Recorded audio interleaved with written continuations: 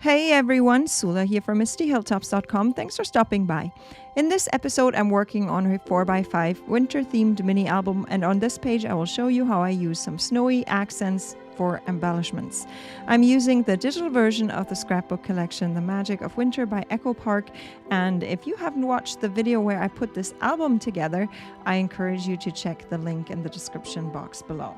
So this is the last two pages on this side of the accordion fold style album. So there's still the back side to work my way through, but this is the last page where I actually have added the accordion fold pages to the cover of the album. So this is actually the back cover of the album that I'm just adding this paper to. So as usual, I'm starting by adding my background papers, and then I have the photos that I am now adding to some matte. I made sure that all of my photos are matted, so that the photos will actually stick or contrast on the pages and not get lost in the patterns. As usual, I'm also trying to contrast two different kinds of papers, so using contrasting papers, that's a good principle,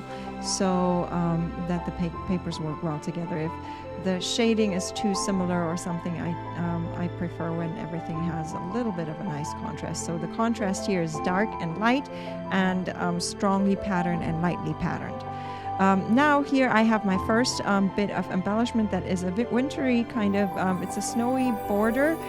This is actually a die cut set, but you could also, if you have a silhouette or a cutting machine, you could create a bunting like this. I'm pretty sure just using some snowflakes there, but this happened to be a die cut element that I have in my stash. Now I'm just making sure to run a card around my edges. That just always gives a little more pop to my embellishments, especially because I am just printing them off, and so they are usually like pretty flat as the paper goes, and so that gives a little more dimension to my pages. So that's the nice thing for me to use a digital product, is I can just resize everything the way I need it for a smaller kind of a project, but obviously all these things are also available as normal full-sized physical products. So I'm pretty much done now with decorating the left side of it, and you see I'm adding another snowflake. It's also a die cut piece, and then some word bits and other embellishments there, and yet another little snowflake there at the little side. So I've tried to add to my stash over time just a number of differently sized snowflakes, so that I can also exchange larger with smaller. And now I'm ready to add my next page there, and again I'm matting the photo because that pattern is very strong and the photo would get lost in the pattern. So I'm matting my photo with just plain cardstock.